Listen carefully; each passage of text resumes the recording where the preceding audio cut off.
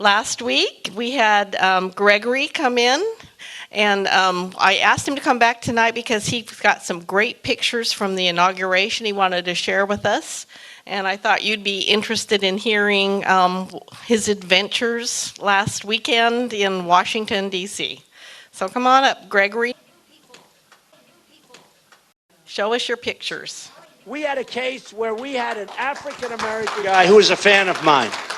Great fan, great guy. In fact, I want to find out what's going on with him. You know what I'm... look at my African-American over here. Look at him. Are you the greatest? You know what I'm talking about?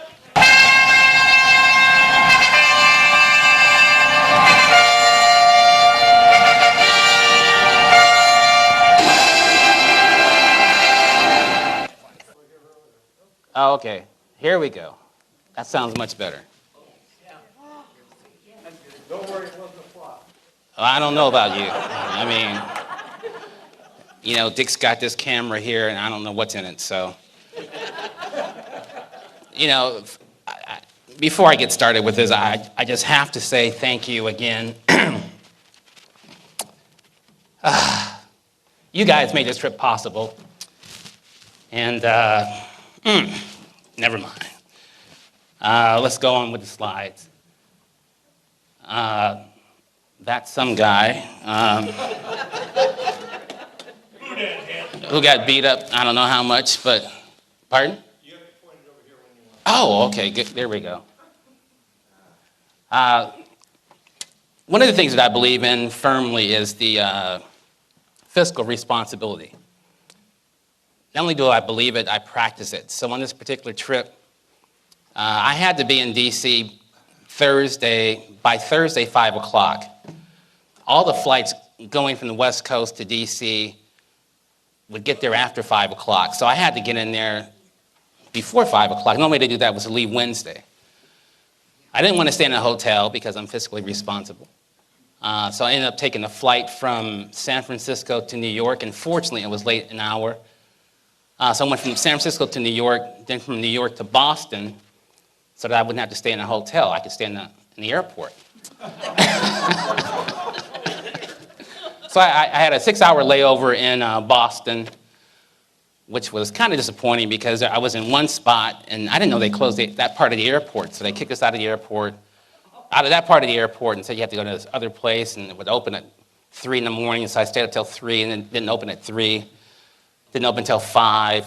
So anyway, I got a flight from Boston to D.C. and then got into D.C. and I went through the halls of power. If you've never been to D.C., it's amazing. You walk into, there are 3 large buildings where the House of Representatives have their offices, the Rayburn, Cannon, and Longworth. My dear Congressperson's office was in Cannon. Anyway, so this is Cannon, this is the hallway, and I went there to get something very special. It was the ticket to get into the inauguration. That's the ticket. I have it in here, but I just wanted you to see it there. So I got that ticket. As soon as I got that ticket, my stress level went straight down. Because, you know, to go through all this stuff to get a ticket and have something go wrong was what driving me nuts. And so that was, you know, it's an orange ticket. And so, Dick, you're going to kill me, but that's okay. My ticket allowed me to get into here. There was, well, you just watch. So anyway, I got I got into the orange section. You know, everybody had different tickets, and so I got an orange. And I was pretty content to be there. That's also part of the package that I was given. One of the things about government is waste. I was going through the buildings all over the place, just touring, and they were just giving away so much, throwing away this great furniture. Yeah, this was no good. There were some beautiful office chairs. I was thinking, how could I get this home? But they're giving away office chairs, desks, whatever, book, all types of stuff. And so anyway, the orange section was further back here. This was, of course, the day before. That was Thursday. I was carrying around my garment bag because I didn't have a place to store it. Also, to be frugal, I had to drive from my house to the Bay Area. I left my car at a friend's house. I wouldn't have to pay parking.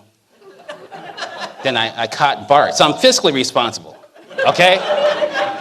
Remember that. I practice what I preach.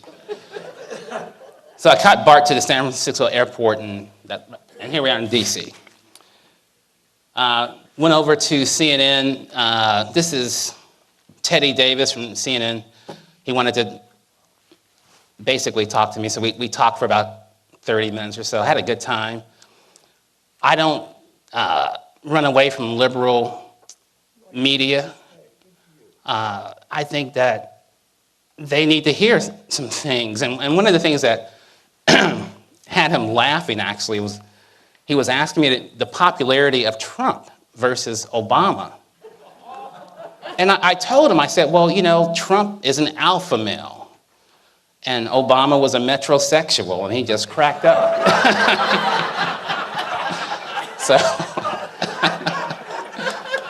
So Teddy and I get along really well. You know, we text and everything else. So a really nice person, good time. And here we are. This is where I was. You know, I got up. I stayed out in somewhere in Virginia. I forgot the name of it, Fairfax. So I had to get up 5 o'clock in the morning, catch a bus to the metro, and I got here at 8 o'clock. And getting here at 8 o'clock, you have to go through all the security and all this other stuff. A lot of fun. So I'm standing right there, and that's my spot. So I stayed there for about an hour and a half, maybe 2 hours. I don't know what it was. My feet were getting cold, but it was worth it. I was content to be right there. And then I turned it around. That was another view of all the people. So you can see there were only a few people there. And it's gone. Wait a minute. There was a third one that showed that went even further back, but that's okay. So I was there, and then I got all the way up to here, and this is Clarence Thomas right up there. He's got a booming voice. But what happened is that you saw where I was, and all of a sudden it was like people just started moving forward. And I started moving forward too. And this voice said, just keep going, keep going. I just kept going. I can't move, Rob. I kept going and going. Next thing I knew, I was up here, and nobody messed with us because I was adopted by some mafia types. Seriously, from New York. Straight mafia, hair curled back, sopranos and all that stuff. So they adopted me, and I hung with them. No security, no police even dared tell us to move. And so I got up there and I stayed. Matter of fact, that's his nose right there. And there's our guy right there. Right, that's the man. Pardon? I do? Man, you're really high tech. I need to pay you more. Well, anyway, and so there he is. You know, to be there, it was like a dream. You know, I mean, you see these things on television, but to feel the air, to feel those hundreds of thousands of people breathe a sigh of relief, breathe a sigh of no more tyranny, to breathe a sigh of hope. I mean, it was palpable. You could touch the air and just feel the joy in people's hearts that, you know, we have hope. Relief, yeah. I mean, it was just, you just had to be there in order to experience it. And it was like being in a dream, literally. It was just incredible. And several jumbotrons were there so that, you know, those of us who couldn't see people behind, we could see. And my buddy there pointing again, I love that. Oh, there it is. Okay, now you can see I'm way up front again, and now I'm looking back toward the mall. You can see there are only a few people, that the press reported. Only a few. And oh, man, where's the pointer on this? Oh, no. Oh, what a relief. I'm not touching any more buttons on this thing, man. This is crazy. But anyway, in the distance, you can see the mall, and it was just packed with people. So they may have taken that photograph on CNN, whatever, probably at 3 in the morning. I don't know. This is one of my new friends. I only saw one protester, and this woman, snuck in front of me, unfurled this thing. I think it said America was never great. He politely went over and just snatched it from her, and everybody clapped. So he was my hero for the day. That's who is it? Who is it? Jan Brewer. Yeah, and you know, when some people you take a photograph with, they're like ho hum. She has a way of putting her hand around you that's memorable. I mean, really. I mean, one nice, not that way. Really nice woman. Not really nice. This is my Trump connection. This is Tana Gertz when that thing happened with Trump. Bless his heart. He had her get in touch with me to make certain that I was okay. And so we've been communicating since then. And it was, talk about miraculous. It was miraculous for me to get all the way up to the front, okay, where I was. The only people in front of me were congressional guests and diplomatic guests and a couple media. And I was next to the media, actually. And so that was miraculous. And then all of a sudden, because they were kicking people out from that area. And so Tana comes up front, is not kicked out. And so I'm hanging with my mafia buddies, the Sopranos. And all of a sudden, this woman turns around and she looks at me and she says, "Are you Gregory?" And I'm like, wow. And she said, "I'm Tana." And I was like, oh my goodness, Tana. I mean, it was just miraculous to meet because I sent her a text earlier, seeing what she was going to do after the inauguration. And so for us to meet, out of all those hundreds of thousands of people, for us to meet up there like that was beyond miraculous. So I was thankful to meet her. It was just a lot of fun. Met her family, met her husband. Good people. And this is where I was. I was seated. Not only was I far up there, but I was seated on this wall. And there are two walls. There's one several feet away. And so between the two walls, they were kicking people out. And Tana got up there and was not kicked out. So miraculous. And there it is, up close to this. It was over at this time. But anyway, I just wanted to get you a view of what, this whole thing is just beyond description. And I'm blowing it as far as the atmosphere and the joy and the excitement of being there. And then being frugal again, I made the mistake of buying a ticket late at night when I was tired and I had my glasses off. And so my flight that I thought was coming from D.C., actually from New York to San Francisco, I thought I was arriving at 11:59 a.m. But I ended up arriving at 11:59 p.m. So I had a 12-hour layover in New York. But, and it was funny because I left at the airport and I went looking for a church and I found this church. And so I got to the bus stop and I had my garment bag again and I had a $5 bill to pay for fare, and their buses do not accept any bills. And in New York, I couldn't believe it. The guy let me on. He said, "Just get on." Wow. Yeah. And it happened twice. And the second time was a woman because I had to transfer. And so I got on this other bus, the same thing. I'm like, well, how do I pay for this thing? And she was this is a sister, and she just had this attitude. She said, "Just go on." So I did get changed. It was $2.75 to catch the bus back to the airport. So anyway, I got back to JFK, And initially, there were 3 flights out.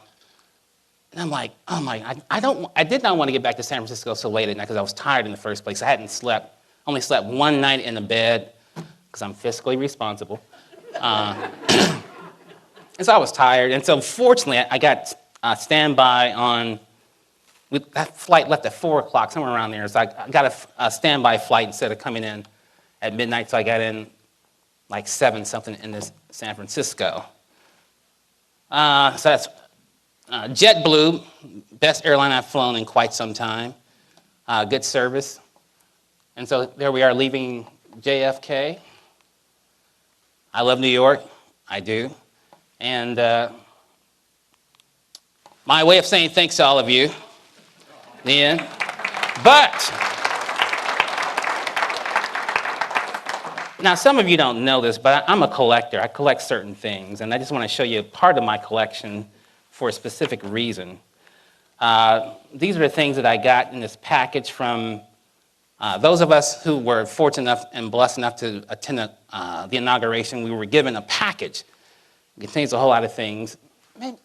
I think I'll set it up on the table somewhere so you can see it. It's fascinating stuff that we were given. One of them is a portrait of, who's this? Mike Pence, thank you. And who's this guy smiling? I love his signature. Yeah. So I got that. I've got this that I add to my collection. Got the map. And I've got this special thing that was at the inauguration as well. Here's the ticket. And, oh, you're going to love this. This is a business card from Louis Gohmert. Yes. Oh, Louis. And I have a pin that says, I was there. My own personal collection. But I am going to give it to the Tea Party. You guys have been so good, so this is yours. So you can, I think we ought to have a silent auction for this. You know, so this is yours. To show my appreciation for everything. And if you, I think the most important part of this package, though, is there.